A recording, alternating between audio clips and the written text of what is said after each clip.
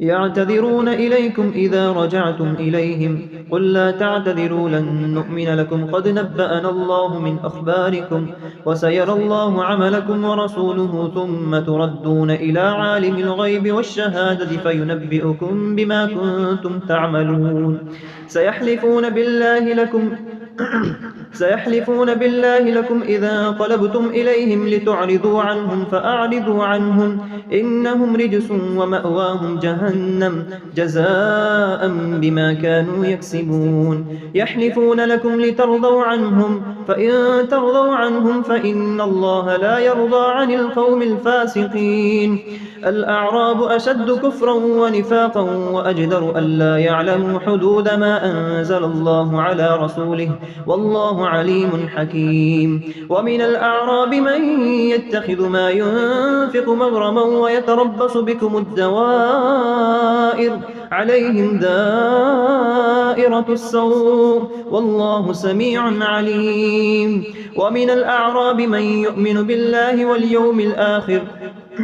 ومن الأعراب من يؤمن بالله واليوم الآخر ويتخذ ما ينفق قربات عند الله وصلوات الرسول ألا إنها قربة لهم سيدخلهم الله في رحمته إن الله غفور رحيم والسابقون الأولون من المهاجرين والأنصار والذين اتبعوهم بإحسان رضي الله عنهم ورضوا عنه وأعد لهم جنات تجري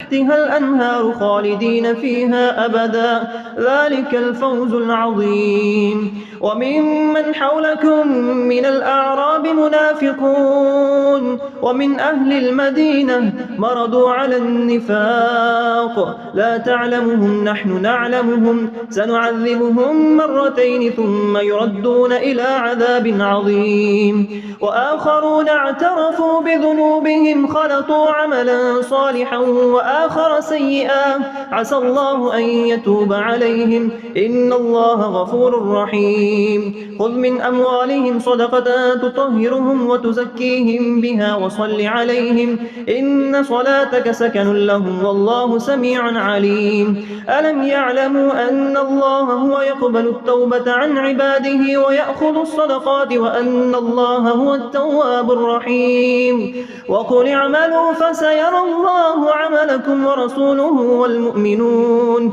وستردون إلى عالم الغيب والشهادة فينبئكم بما كنتم تعملون وآخرون مرجون لأمر الله إما يعذبهم وإما يتوب عليهم والله عليم حكيم والذين اتخذوا مسجدا ضرارا وكفرا وتفريقا بين المؤمنين وإرصادا لمن حارب الله ورسوله من قبل ولا يحلفن إن أردنا إلا الحسنى والله يشهد إنهم لكاذبون لا تقم فيه أبدا لمسجد أسس على التقوى من أول يوم أحق أن تقوم فيه رجال يحبون أن يتطهروا والله يحب المطهرين أفمن أسس بنيانه على تقوى من الله ورضوان خير أم من أسس بنيانه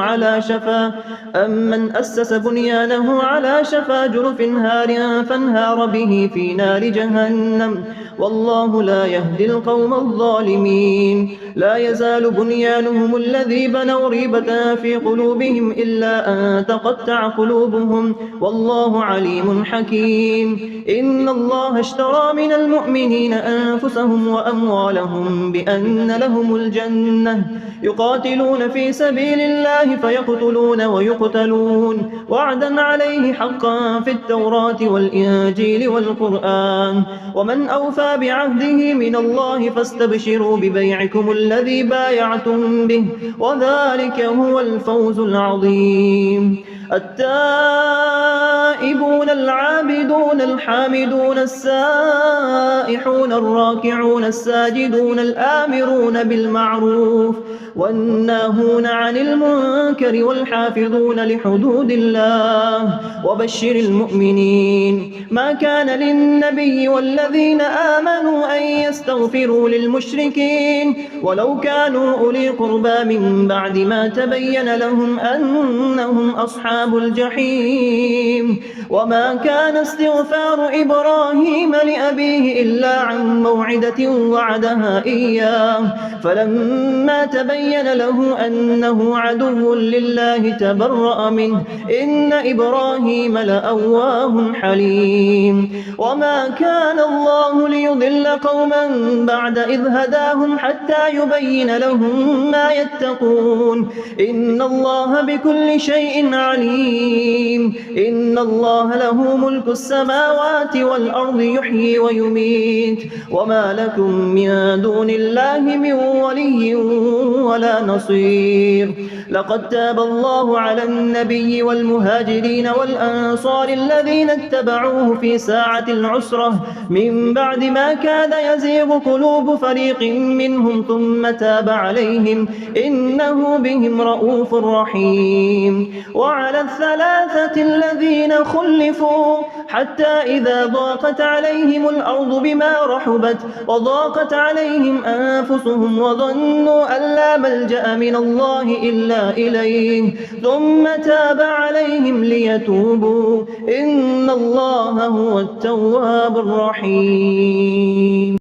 يا أيها الذين آمنوا اتقوا الله وكونوا مع الصادقين. ما كان لأهل المدينة ومن حولهم من الأعراب أن يتخلفوا عن رسول الله ولا يرغبوا بأنفسهم عن نفسه ذلك بأنهم لا يصيبهم ظمأ ولا نصب ولا مخمصة في سبيل الله ولا يطؤون موطئا يغيظ الكفار ولا ينالون من عدو نيلا إلا كتب لهم به عمل صالح إن الله لا يضيع أجر المحسنين. ولا ينفقون نفقة صغيرة ولا كبيرة ولا يقطعون واديا إلا كتب لهم ليجزيهم الله أحسن ما كانوا يعملون. وما كان المؤمنون لينفروا كافة فلولا نفر من كل فرقة منهم طائفة ليتفقهوا في الدين ولينذروا قومهم إذا رجعوا إليهم لعلهم يحذرون. يا أيها الذين آمنوا قاتلوا الذين يلونكم من الكفار وليجدوا فيكم غلظة واعلموا أن الله مع المتقين. وإذا ما أنزلت سورة فمنهم من يقول أيكم زادته هذه إيمانا فأما الذين آمنوا فزادتهم إيمانا وهم يستبشرون وأما الذين في قلوبهم مرض فزادتهم رجسا إلى رجسهم وماتوا وهم كافرون. أولا يرون أنهم يفتنون في كل عام مرة أو مرتين ثم لا يتوبون ولا هم يذكرون. وإذا ما أنزلت سورة نظر بعضهم إلى بعض هل يراكم من أحد ثم صرف الله قلوبهم بأنهم قوم لا يفقهون. لقد جاءكم رسول من أنفسكم عزيز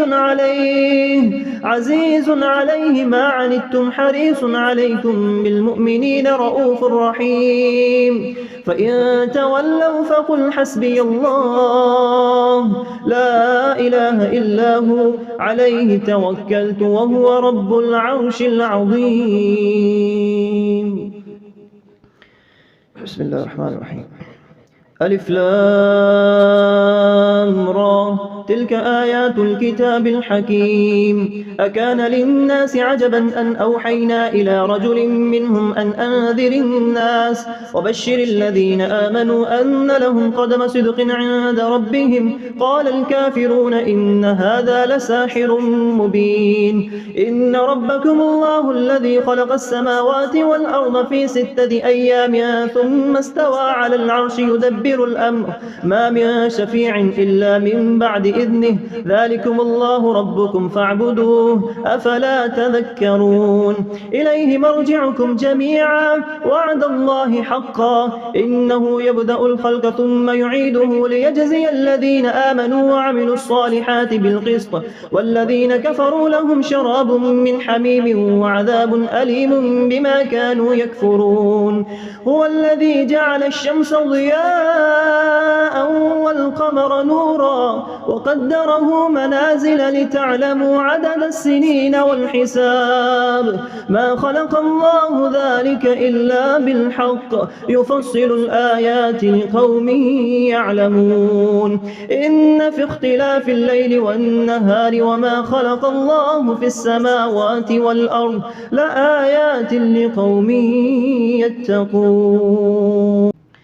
إن الذين لا يرجون لقاءنا ورضوا بالحياة الدنيا واطمأنوا بها والذين هم عن آياتنا غافلون أولئك مأواهم النار بما كانوا يكسبون إن الذين آمنوا وعملوا الصالحات يهديهم ربهم بإيمانهم تجري من تحتهم الأنهار في جنات النعيم دعواهم فيها سبحانك اللهم وتحيتهم فيها سلام وآخر دعواهم أن الحمد لله رب العالمين ولو يعجل الله للناس الشر استعجالهم بالخير لقضي إليهم أجلهم فنذر الذين لا يرجون لقاءنا في طغيانهم يعمهون وإذا مس الإنسان الضر دعانا لجنبه أو قاعدا أو قائما فلما كشفنا عنه ضره مر كأن لم يدعنا إلى ضر مسه كذلك زين للمسرفين ما كانوا يعملون ولقد أهلكنا القرون من قبلكم لما ظلموا وجاءتهم رسلهم بالبينات وما كانوا ليؤمنوا كذلك نجزي القوم المجرمين ثم جعلناكم خلائف في الأرض من بعدهم لننظر كيف تعملون وإذا تتلى عليهم آياتنا بينات قال الذين لا يرجون لقاء نأت بقرآن غير هذا أو بدله قل ما يكون لي أن أبدله من تلقاء نفسي إن أتبع إلا ما يوحى إلي إني أخاف إن عصيت ربي عذاب يوم عظيم قل لو شاء الله ما تلوته عليكم ولا أدراكم به فقد لبثت فيكم عمرا من قبله أفلا تعقلون فمن أظلم ممن افترى على الله كذبا أو كذب بآياته إنه لا يفلح المجرمون ويعبدون من دون الله ما لا يضرهم ولا ينفعهم ويقولون هؤلاء شفعاؤنا عند الله قل أتنبئون الله بما لا يعلم في السماوات ولا في الأرض سبحانه وتعالى عما يشركون وما كان الناس إلا أمة واحدة فاختلفوا ولولا كلمة سبقت من ربك لقضي بينهم فيما هم فيه يختلفون ويقولون لولا أنزل عليه آية من ربه آية من ربه فقل إنما الغيب لله فانتظروا إني معكم من المنتظرين وإذا أذقنا الناس رحمة من بعد ضراء مستهم إذا لهم مكر في آياتنا قل الله أسرع مكرا إن رسلنا يكتبون ما تمكرون هو الذي يسيركم في البر والبحر حتى إذا كنتم في الفلك وجرين بهم بريح طيبة وفرحوا بها جاءتها ريح عاصف وجاءهم الموج من كل مكان وظنوا أنهم أحيط بهم دعوا الله مخلصين له الدين لئن أنجيتنا من هذه لنكونن من الشاكرين فلما أنجاهم إذا هم يبغون في الأرض بغير الحق يا أيها الناس إنما بغيكم على أنفسكم متاع الحياة الدنيا ثم إلينا مرجعكم فننبئكم بما كنتم تعملون إنما مثل الحياة الدنيا كماء إن أنزلناه من السماء فاختلط به نبات الأرض مما يأكل الناس والأنعام حتى إذا أخذت الأرض زخرفها وزينت وظن أهلها أنهم قادرون عليها أتاها أمرنا ليلا أو نهارا فجعلناها حصيدا كأن لم تغن بالأمس كذلك نفصل الآيات لقوم يتفكرون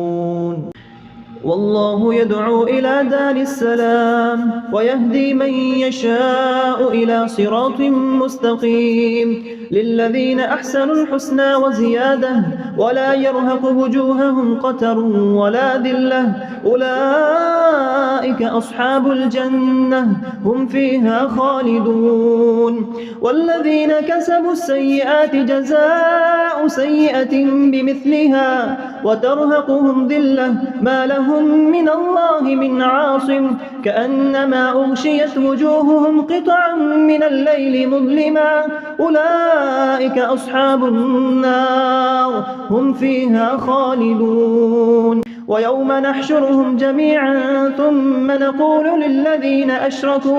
ثم نقول للذين أشركوا مكانكم وأنتم شركاؤكم فزيلنا بينهم وقال شركاؤهم ما كنتم إيانا تعبدون فكفى بالله شهيدا بيننا وبينكم إن كنا عن عبادتكم لغافلين هنالك تبلو كل نفس ما أسلفت وردوا إلى الله مولاهم الحق وضل عنهم ما كانوا يفترون قل من يرزقكم من السماء والأرض أم من يملك السمع والأبصار ومن يخرج الحي من الميت ويخرج الميت من الحي ومن يدبر الأمر فسيقولون الله فقل أفلا تتقون فذلكم الله ربكم الحق فماذا بعد الحق إلا الضلال فأنى تصرفون كذلك حقت كلمة ربك على الذين فسقوا أنهم لا يؤمنون قل هل من شركائكم من يبدأ الخلق ثم يعيده قل الله يبدأ الخلق ثم يعيده فأنى تؤفكون قل هل من شركائكم من يهدي إلى الحق قل الله يهدي للحق أفمن يهدي إلى الحق أحق أن يتبع أم من لا يهدي إلا أن يهدى فما لكم كيف تحكمون وما يتبع أكثرهم إلا ظنا إن الظن لا يغني من الحق شيئا إن الله عليم بما يفعلون وما كان هذا القرآن أن يفترى من دون الله ولكن تصديق الذي بين يديه وتفصيل الكتاب لا ريب فيه من رب العالمين أم يقولون افتراه قل فأتوا بسورة مثله وادعوا من استطعتم من دون الله إن كنتم صادقين بل كذبوا بما لم يحيطوا بعلمه ولما يأتهم تأويله كذلك كذب الذين من قبلهم فانظر كيف كان عاقبة الظالمين ومنهم من يؤمن به ومنهم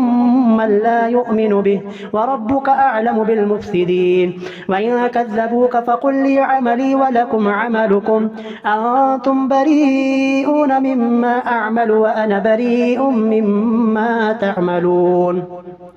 ومنهم من يستمعون إليك أفأنت تسمع الصم ولو كانوا لا يعقلون ومنهم من ينظر إليك أفأنت تهدي العمي ولو كانوا لا يبصرون إن الله لا يظلم الناس شيئا ولكن الناس أنفسهم يظلمون ويوم يحشرهم كأن لم يلبثوا إلا ساعة من النهار يتعارفون بينهم قد خسر الذين كذبوا بلقاء الله وما كانوا مهتدين وإما نرينك بعض الذي نعدهم أو نتوفينك فإلينا مرجعهم ثم الله شهيد على ما يفعلون ولكل أمة رسول فإذا جاء رسولهم قضي بينهم بالقسط وهم لا يظلمون ويقولون متى هذا الوعد إن كنتم صادقين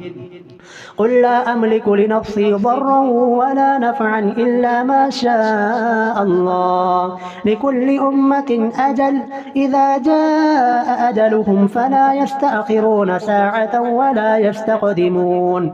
قل أرأيتم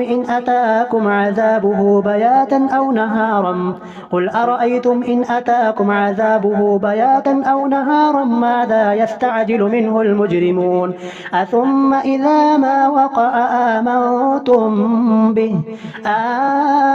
الآن وقد كنتم به تستعجلون ثم قيل للذين ظلموا ذوقوا عذاب الخلد هل تجزون إلا بما كنتم تكسبون ويستنبئونك أحق هو قل إي وربي إنه لحق وما أنتم بمعجزين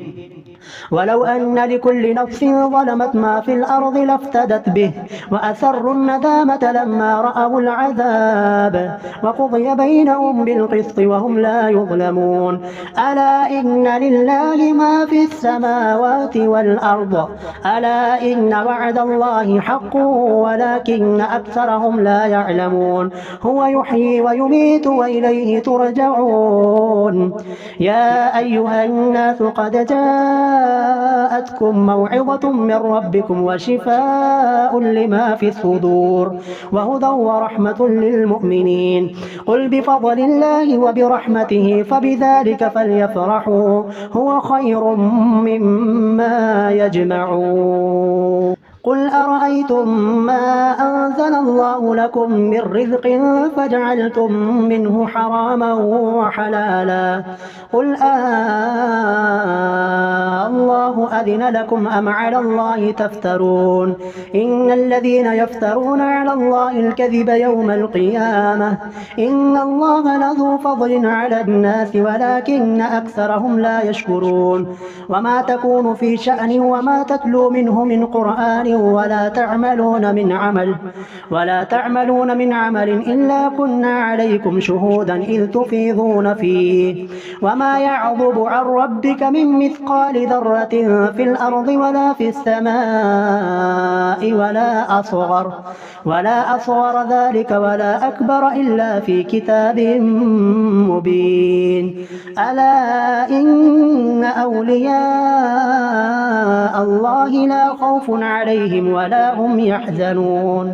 الذين آمنوا وكانوا يتقون لهم البشرى في الحياة الدنيا وفي الآخرة لا تبديل لكلمات الله ذلك هو الفوز العظيم ولا يحزنك قولهم إن العزة لله جميعا هو السميع العليم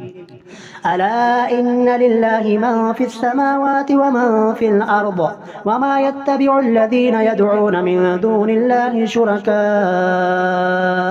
إن يتبعون إلا الظن وإن هم إلا يخرصون هو الذي جعل لكم الليل لتسكنوا فيه والنهار مبصرا إن في ذلك لآيات لقوم يسمعون قالوا اتخذ الله ولدا سبحانه هو الغني له ما في السماوات وما في الأرض إن عندكم من سلطان بهذا أتقولون على الله ما لا تعلمون قل إن الذين يفترون على الله الكذب لا يفلحون متاع في الدنيا ثم إلينا مرجعهم ثم نذيقهم العذاب الشديد بما كانوا يكفرون واتل عليهم نبأ نوح إذ قال لقومه يا قوم إن كان كبر عليكم مقامي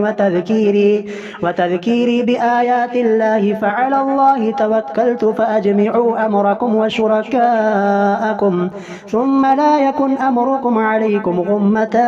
ثم قضوا إلي ولا تنظرون فإن توليتم فما سألتكم من أجر إن أجري إلا على الله وأمرت أن أكون من المسلمين فكذبوه فنجيناه ومن معه في الفلك وجعلناهم خلائف وأغرقنا الذين كذبوا بآياتنا فانظر كيف كان عاقبة المنذرين ثم بعثنا من بعده رسلا إلى قومهم فجاءوهم بالبينات فما كانوا ليؤمنوا بما كذبوا به من قبل كذلك نطبع على قلوب المعتدين ثم بعثنا من بعدهم موسى وهارون إلى فرعون وملئه بآياتنا فاستكبروا وكانوا قوما مجرمين فلما جاءهم الحق من عندنا قالوا إن هذا لسحر مبين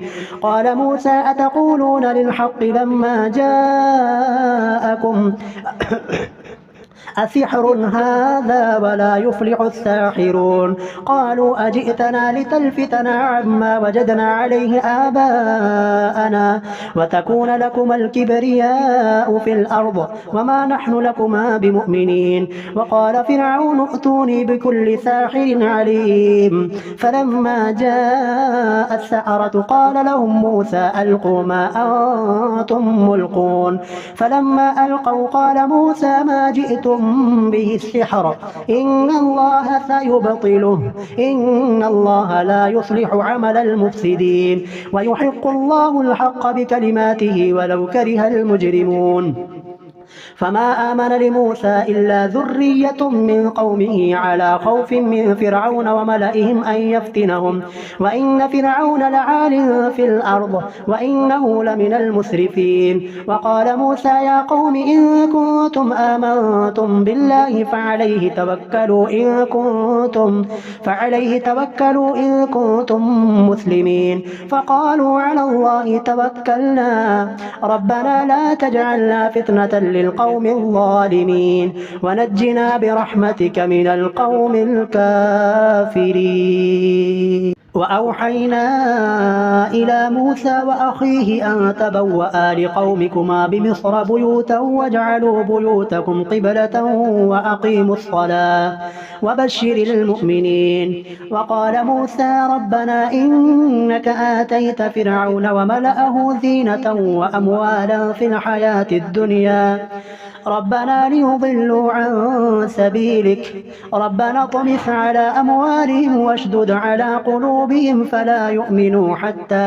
حتى يروا العذاب العليم قال قد أجيبت دعوتكما فاستقيما ولا تتبعان سبيل الذين لا يعلمون وجاوزنا ببني إسرائيل البحر فأتبعهم فرعون وجنوده بغيا وعدوا حتى إذا أدركه الغرق قال آمنت أنه لا إله إلا الذي آمنت به بنو إسرائيل وأنا من المسلمين الآن وقد عصيت قبل وكنت من المفسدين فاليوم ننجيك ببدنك لتكون لمن خلفك آية وإن كثيرا من الناس عن آياتنا غافلون ولقد بوأنا بني إسرائيل مبوأ صدق ورزقناهم من الطيبات فما اختلفوا حتى جاءهم العلم إن ربك يقضي بينهم يوم القيامة فيما كانوا فيه يختلفون فإن كنت في شك مما أنزلنا إليك فاسأل الذين يقرؤون الكتاب من قبلك لقد جاءك الحق من ربك فلا تكونن من الممترين ولا تكونن من الذين كذبوا بآيات الله فتكون من الخاسرين. إن الذين حقت عليهم كلمة ربك لا يؤمنون ولو جاءتهم كل آية حتى يروا العذاب الأليم. فلولا كانت قرية آمنت فنفعها إيمانها إلا قوم يونس لما آمنوا كشفنا عنهم عذاب الخزي في الحياة الدنيا ومتعناهم إلى حين. ولو شاء ربك لآمن من في الأرض كلهم جميعا أفأنت تكره الناس حتى يكونوا مؤمنين وما كان لنفس أن تؤمن إلا بإذن الله ويجعل الرجس على الذين لا يعقلون. قل انظروا ماذا في السماوات والأرض وما تغني الآيات والنذر عن قوم لا يؤمنون فهل ينتظرون إلا مثل أيام الذين خلوا من قبلهم قل فانتظروا إني معكم من المنتظرين ثم ننجي رسلنا والذين آمنوا كذلك حقا علينا ننجي المؤمنين. قل يا أيها الناس إن كنتم في شك من ديني فلا أعبد الذين تعبدون من دون الله ولكن أعبد الله الذي يتوفاكم وأمرت أن أكون من المؤمنين وأن أقم وجهك للدين حنيفا ولا تكونن من المشركين ولا تدع من دون الله ما لا ينفعك ولا يضرك فإن فعلت فإنك إذا من الظالمين. وإن يمسسك الله بضر فلا كاشف له إلا هو وإن يردك بخير فلا راد لفضله يصيب به من يشاء من عباده وهو الغفور الرحيم. قل يا أيها الناس قد جاءكم الحق من ربكم فمن اهتدى فإنما يهتدي لنفسه ومن ضل فإنما يضل عليها وما أنا عليكم بوكيل. واتبع ما يوحى إليك واصبر حتى يحكم الله وهو خير الحاكمين. بسم الله الرحمن الرحيم. ألف لام را كتاب أحكمت آياته ثم فصلت من لدن حكيم خبير ألا تعبدوا إلا الله إنني لكم منه نذير وبشير وأن استغفروا ربكم ثم توبوا إليه يمتعكم متاعا حسنا إلى أجل مسمى ويؤتي كل ذي فضل فضله وإن تولوا فإني أخاف عليكم عذاب يوم كبير. إلى الله مرجعكم وهو على كل شيء قدير. ألا إنهم يثنون صدورهم ليستخفوا منه ألا حين يستغشون ثيابهم يعلم ما يسرون وما يعلنون إنه عليم بذات الصدور.